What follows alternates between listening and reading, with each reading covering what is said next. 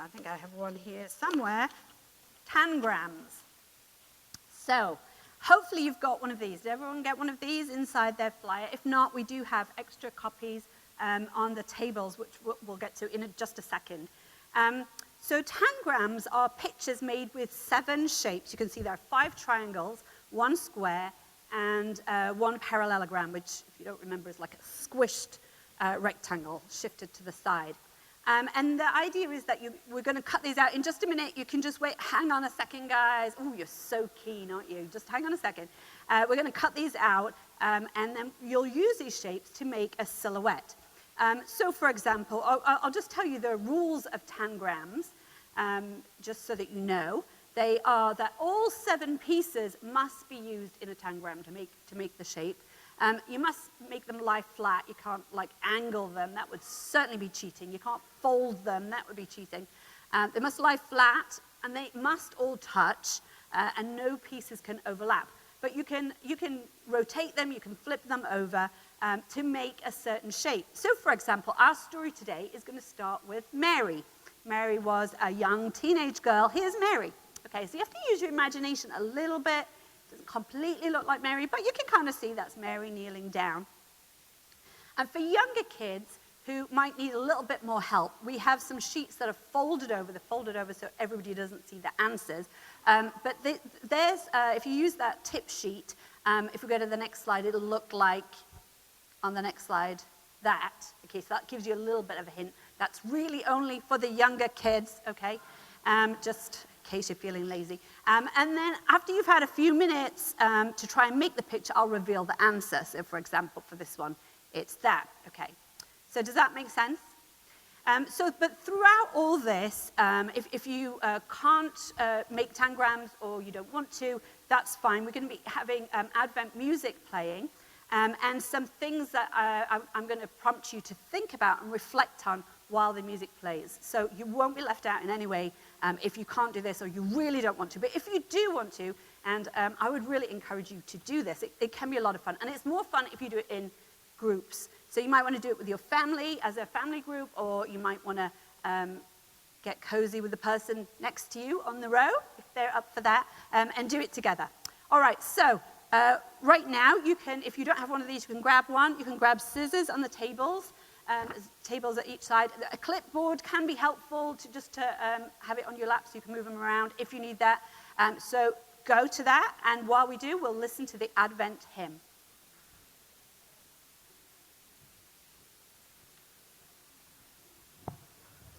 Go get scissors.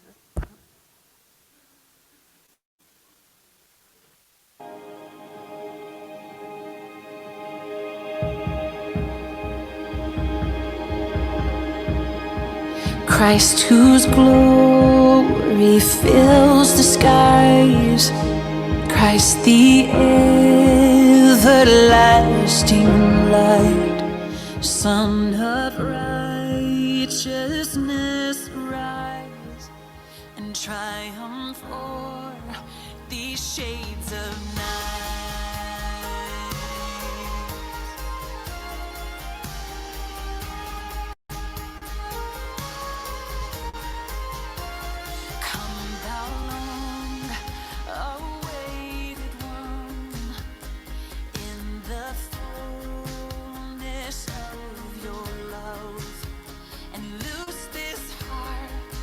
Bound up by shame, and I will never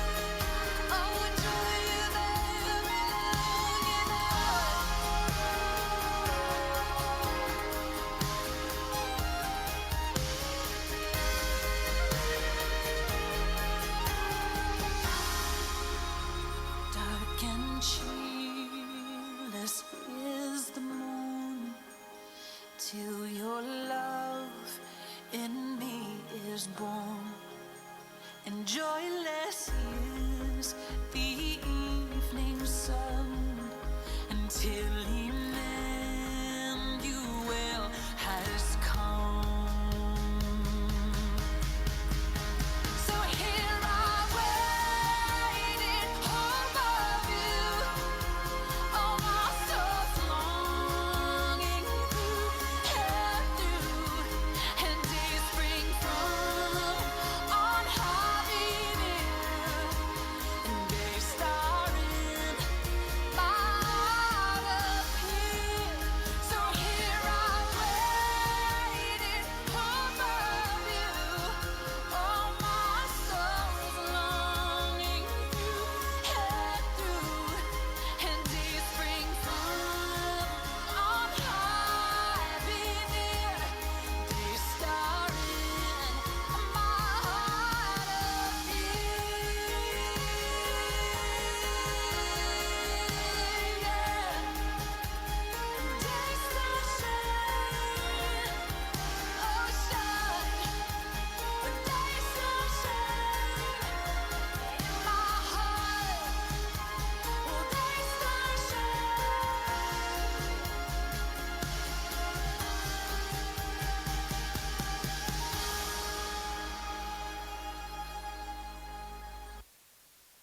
Great. So hopefully you're ready. So everybody who wants tangrams got them cut out? Good. All right, good to hear.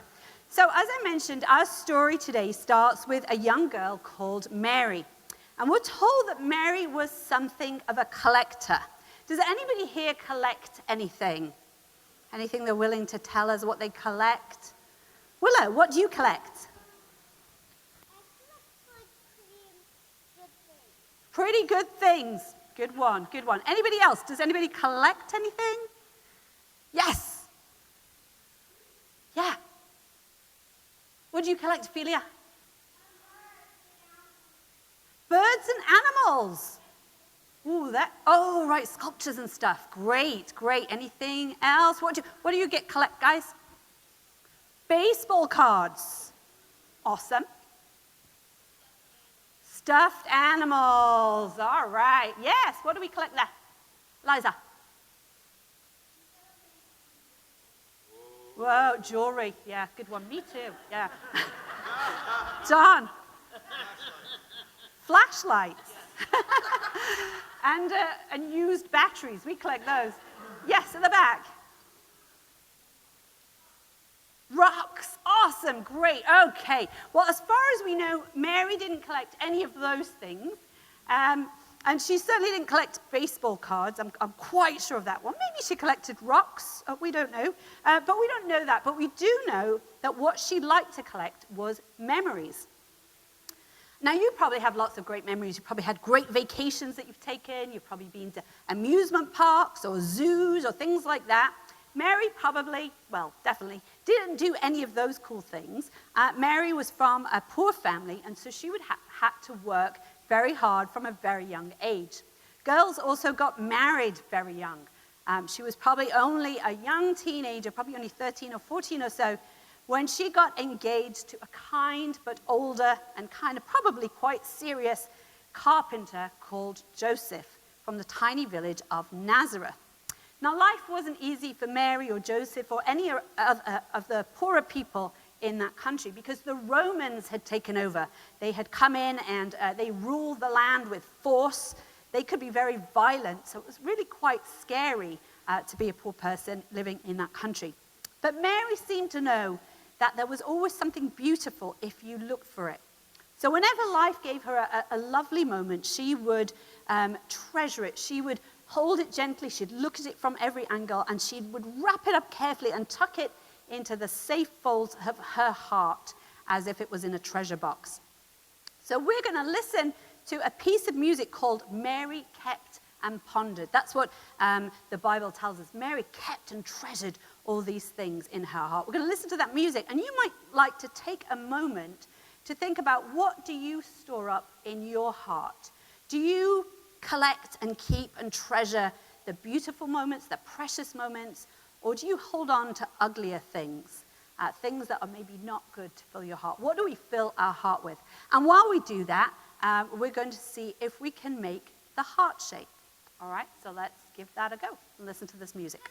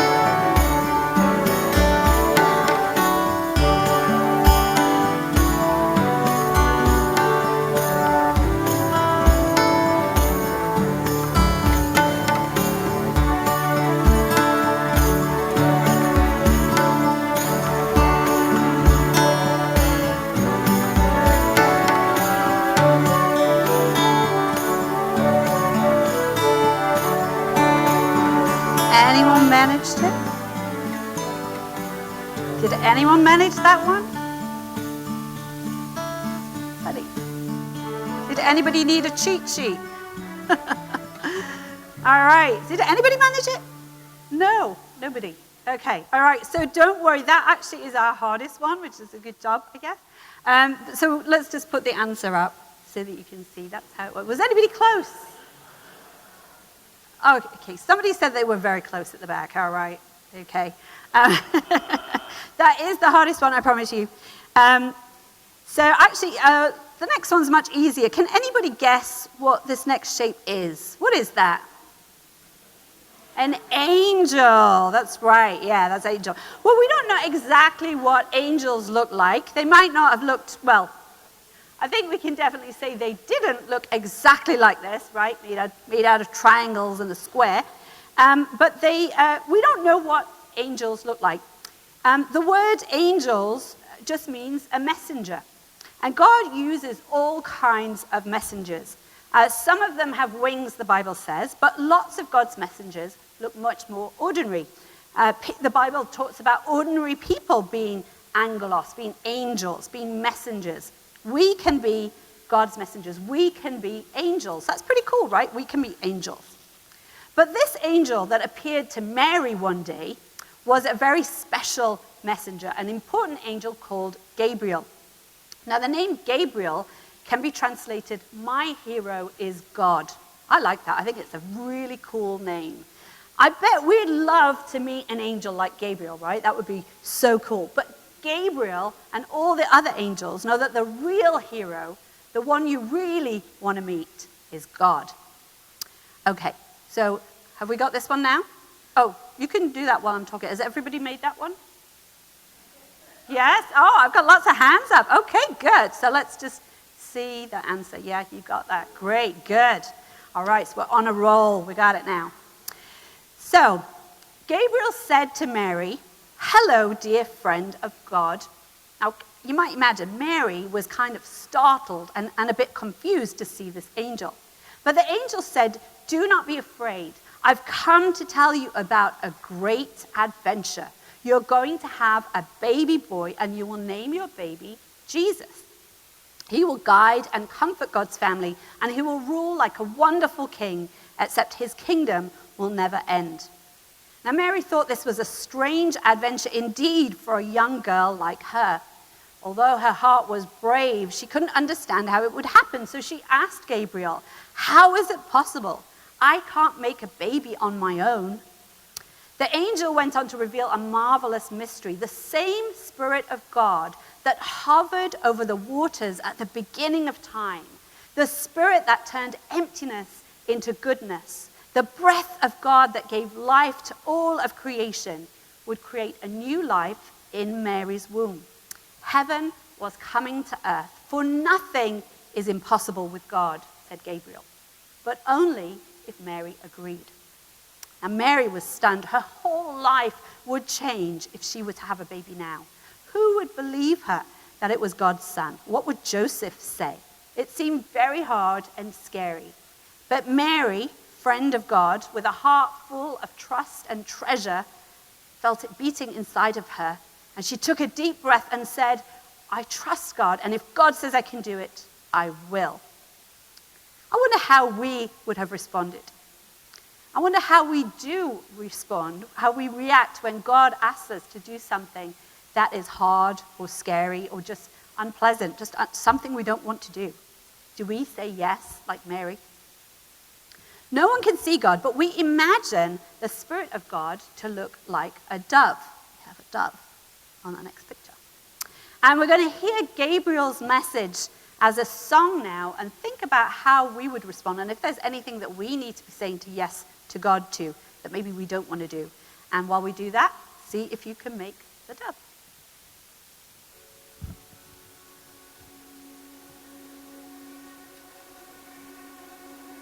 The angel Gabriel from heaven came. His wings as drifted snow, his eyes as flame. All hail, said he, the lowly maiden Mary, most highly favored lady, Gloria.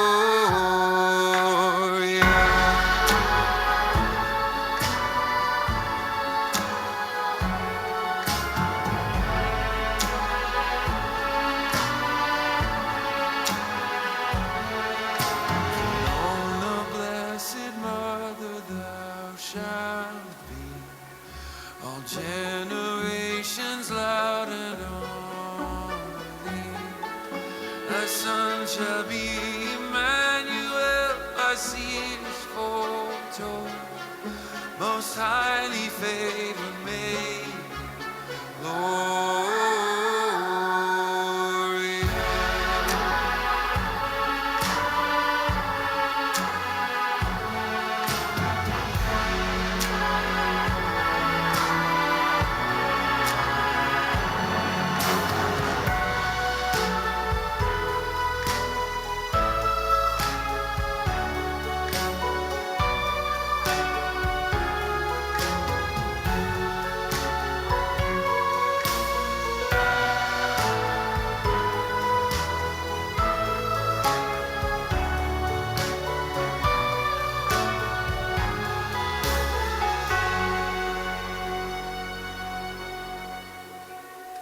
Then gentle Mary meekly bowed her head.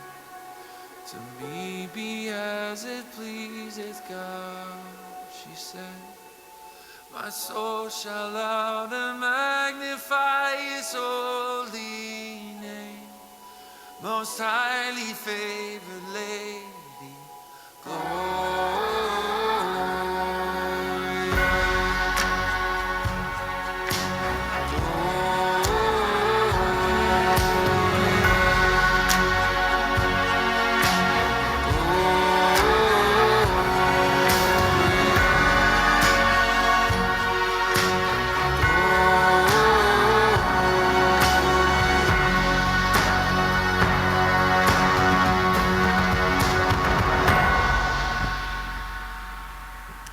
heard I'm close but still don't have it. Well, time is up. Did anyone manage this one? All right, let's see then. Awesome. So I hear that a few of you got that one. Well done. That was a hard one. Okay. So, as we mentioned, the Roman army had invaded the country where Mary and Joseph lived. And to keep control, the Roman leaders decided to send everyone to their hometown to be counted. And Joseph's family came from Bethlehem, so that's where they had to go, even though Mary was heavily pregnant. Now, it was 100 miles from Nazareth to Bethlehem, and the only way for Mary and Joseph to get there was on foot. It was walking. Now, traditional images show Mary on a donkey, and maybe she did, but donkeys were expensive. Most likely, she would have walked. And it would probably have taken about 8 to 10 days to get there. They would most likely have had to sleep outside just by the side of the road on many of those nights. It must have been very scary for Mary and for Joseph. Do you ever find life a bit scary, a bit hard? I think I do. In just a moment, we're going to listen to a song called Breath of Heaven, in which the singer imagines how frightened Mary must have been. And while we listen to that, perhaps you can think about some of the hard or the sad or the difficult things in your life right now. Some of the things that maybe feel outside of your control. Perhaps you can take a moment to ask the Spirit of God, the breath of heaven, to be close to us and to help us to persevere and to give us strength. And while you're listening, if you would like to, you can try and make Mary, heavily pregnant, walking to Bethlehem. Or if you're more of a Christmas card kind of a person, traditional person, you can also, or instead you can make her on the next slide on her donkey. There we go. So 2 options here. I know it looks more like a horse than a donkey, but there we go. That's as good as we could get. So you can try that as we think and listen to this song, Breath of Heaven.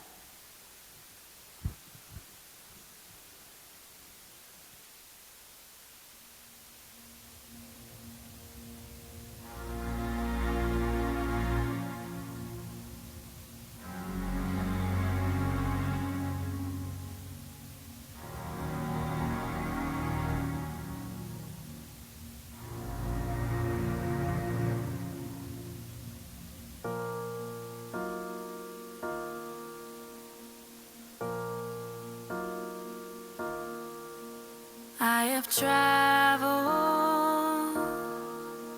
many moonless nights, cold and weary, with a babe inside, and I wonder what I've done. Holy Father, you have come and chosen me now to carry your Son. I am waiting in a silent prayer. I am frightened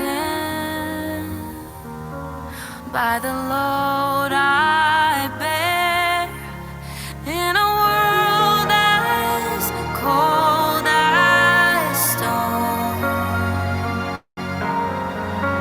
Must I walk this path alone?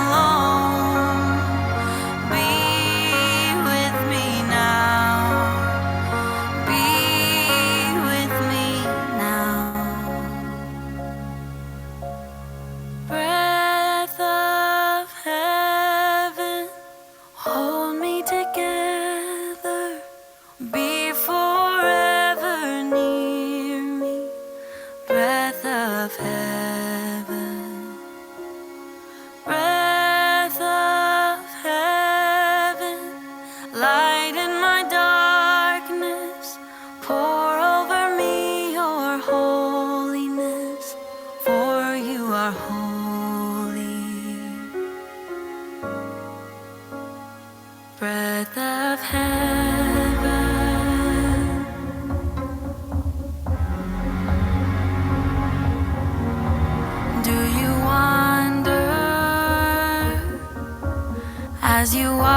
watch my face. If a wiser one should have had my place, but I offer all I am for the mercy of your plan. Help me be strong.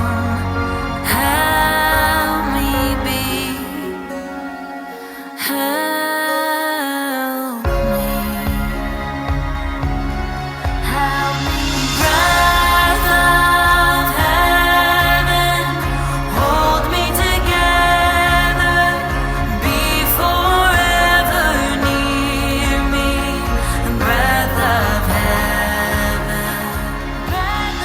Breath of heaven, light in my darkness. Pour over me your holiness, for you are holy. Breath of heaven.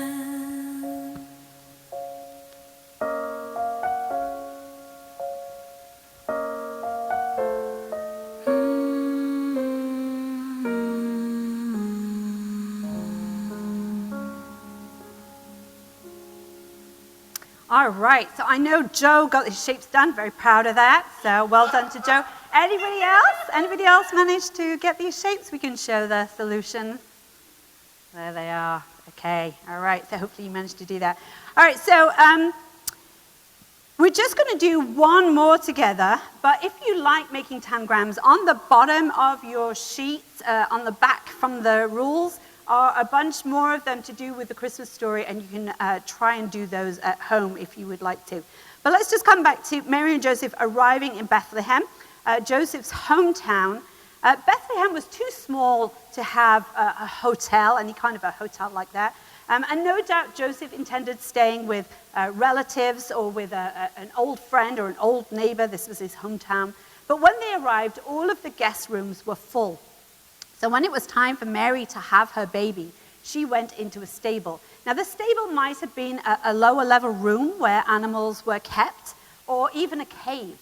But either way, it would likely have been dark and kind of smelly, because animals can be smelly, right? And once she had her baby boy, Mary laid him in a manger, which is kind of a big box that would have had straw in it for animals. So the last shape is an easy one. You can try and make this while I keep talking. You should be able to do that one. It probably actually wasn't all that unusual for peasants to give birth in a stable away from prying eyes, given how crowded houses were in those days and how few rooms they had. The shock, I think, is not that God's son was laid in a manger, but that God's son, the one whom the angel Gabriel had said would be a great and wonderful king, was born into such poverty. Now, we're not shocked by this story anymore. We've heard it countless times. But nobody was expecting this. Everyone thought that those who were blessed by God were the rich and the powerful and the successful, not the poor and the marginalized. And I think if we're really, really honest, we still kind of think that. But the wonderful thing about the kingdom that Jesus came to bring is that it's one where the poor are lifted up, the oppressed are set free, and the hungry are fed. So, did we manage that one? Yeah? So there's Mary and baby Jesus in the manger. Well done. So we're done with the tangrams now, and in a moment, not yet, but in a moment, you can either keep them or you can drop them in the recycling cans at the side, put your clipboards back, put your scissors back, and pick up 3 purple candles and 1 pink candle per household, and a sheet of reflections and an Advent calendar. And they're under the sheets, which I'm going to pull off right now. So you can go do that.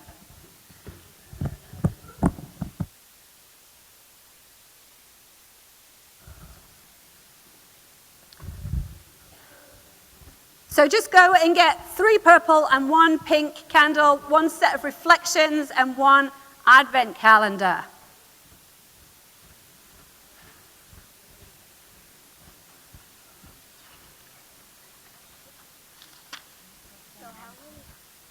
3 purple, 1 pink.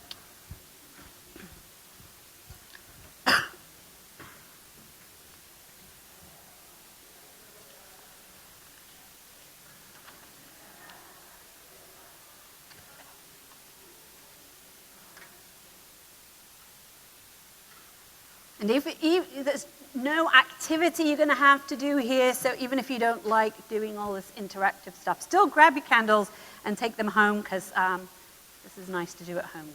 So 3 purple and 1 pink. 1 advent calendar and 1 set of reflections. All right. So you can keep getting those. We're going to start by looking at the Advent calendar. That's this thing here. I think we've got a slide of it too. Okay. So has anybody, I'm sure you have, has anybody had a cool Advent calendar in the past? Yes. Was there anything in your Advent calendar?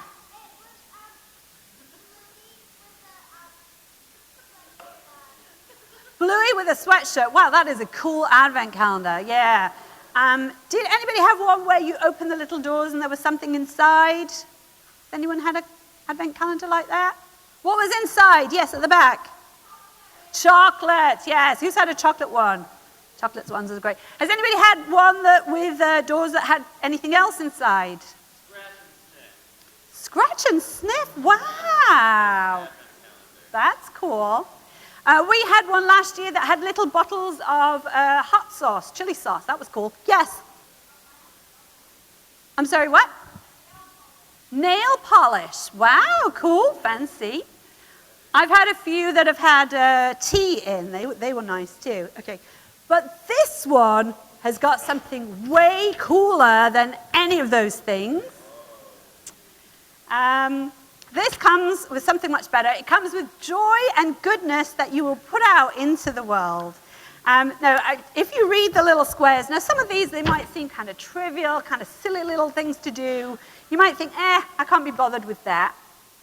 But actually, I find that whenever I've used an Advent calendar like this, consistently and done a little thing each day, it's really had an impact on me. It's made me look at life a little bit differently. It's made the season of Advent more special. I felt closer to God. I felt more aware of God's presence throughout Advent. So I would really encourage you to take this home, put it on your mirror or your fridge or wherever, and actually try and do as many of these as you can. It doesn't come with chocolate, but it comes with something so much better. So give that a go. All right, now calendars mark time linearly, right? You go from one day to the next, to the next, to the next, kind of in a straight line. But not all calendars are like that. Calendars can also be round. I think we have a picture of a round one. This is called a perpetual calendar because you can use it every year. It never goes out of date. Now, this is a very simple one. It's just one that somebody made for themselves. You can get very fancy ones. Here's a wooden one that I think looks lovely. On the next slide. There you go. Oh, fancy. Yeah, fancy. Right? And here's the one that I have at home that I like. It's a pretty one too. Yeah, so lots of things. Because time actually is made up of circles, of cycles, right? We have the seasons. We go spring, summer, fall, winter, and then we go back to the beginning, right? We start with spring again. And the phases of the moon go in a circle. And months of the year, you start again. The hours, the days, the minutes, seconds, everything, it goes round in a circle and you come back to the beginning and you go round again. Now our Advent wreath here, it's hard to see if you're low to the ground, but that is a circle. And this also is used to mark time. Now the person who came up with the Advent wreath was called Johann Heinrich Weikern. Can anybody guess what country he's from? Spain? No, it was not Spain. Thank you for that. Yes. China, no, wrong again. Okay, it was from Germany. I'll just put that one to rest. He was a German guy. He was a pastor in the 1800s, and he also ran a school for kids who were homeless. And I think he got sick of the kids asking him every single day if it was nearly Christmas yet. Because what he did, he got an old wagon wheel that he had laying around and set up 4 white candles, I think we have the next picture, to represent the Sundays, and a bunch of little red candles in between to represent the other days of the week. And he would light them each day to show the kids how close they were to Christmas. Now, it took a while for this tradition to become popular with other people, probably because most people didn't have an old wagon wheel laying around, so we had to kind of make it smaller, which meant fewer candles. But eventually this did catch on, and now lots of people have an Advent wreath. Now, you can have a very simple one like this, just 4 candles in a circle, but most people put evergreens, put greenery around their wreath. Evergreens, of course, are trees that stay green throughout the winter. Most trees lose their leaves and they look kind of dead. They actually go to sleep in winter. They slow right down, they protect their energy, they keep it safely stored in their roots. And their cell structure actually changes to protect them from the cold. Trees are really amazing. But from the outside, even though they're doing all this work to survive the winter, it just kind of looks like they've died. So people have always loved evergreens because they look so full of life, even in the dark and cold of winter. And the number of candles, obviously, we don't have a wagon wheel, so we can't fit all that, what would it be, 22 to 28, depending on where Christmas falls, but 22 to 28 candles. So now we just have 4. Actually, ours has 5 because we have one in the middle. This is called the Christ candle. We light this on Christmas Eve. But the 4 around that are actually in the circle are part of Advent. And there are, as you can see, there are 3 purple and 1 pink, or as the fancy people call them, 3 violet and 1 rose, for the 4 Sundays before Christmas Day. Now, the rose one, or the pink one, is traditionally for the 3rd week in Advent, because some church traditions call this Gaudete Sunday, which is Latin for joyful. It's joyful Sunday because we're past halfway. We're almost there to Christmas. But different churches have got different traditions about which order to go in and what each of the candle means. There's no one right way for that. But generally at Cedar Ridge, we have hope for week 1, that's a purple candle. Peace for week 2, another purple one. Then love on week 3 for the pink candle. And then the final purple on week 4 for joy. And you will see that in your reflections if you picked one of those up, those different themes. And I think that there's something really beautiful about coming back to these same themes year after year after year. We return to the things that matter most to us: hope, peace, love, and joy, and Christ right at the center of it all. So Advent is a time for coming back to the beginning of our story as a faith community. And you might think, what's the point? 4 weeks of telling that same story again, the story of Christmas. We've heard it so many times, saying it over and over again. And we do know this story really well. We have heard it time and again. But time is both circular and linear, right? So we come back around, but the last time we heard this story was probably a year ago. So last Christmas, now we're 1 year older. We're 1 year older. Some of us feel maybe 10 years older than we did last Christmas, but we're all just 1 year older. So rather than a circle or a straight line, maybe we can think of time more like a spiral shape or a spring shape. Some of us maybe think, actually, I'm more like a slinky spring that's kind of got all tangled up on the next slide. And maybe that feels more like it. But actually, time maybe is more like this. So we keep coming around, but we're at a new place in our lives. We've got different things going on. We're facing new challenges, new circumstances. And so we are invited each year to come back to these themes in our current circumstances, in our current situation. And this first week of Advent, we are invited to hope again. Christmas is all about hope. Hope for a different way of living. Hope, as Mary hoped, that the poor would be lifted up and the proud would be humbled. Hope that what the angel Gabriel said to her was true, that with God, all things are possible. Hope that God will strengthen us and help us to persevere in hard times. Hope that we see in Jesus and we can treasure in our hearts just like Mary did. So I hope that you will take these reflections and your candles.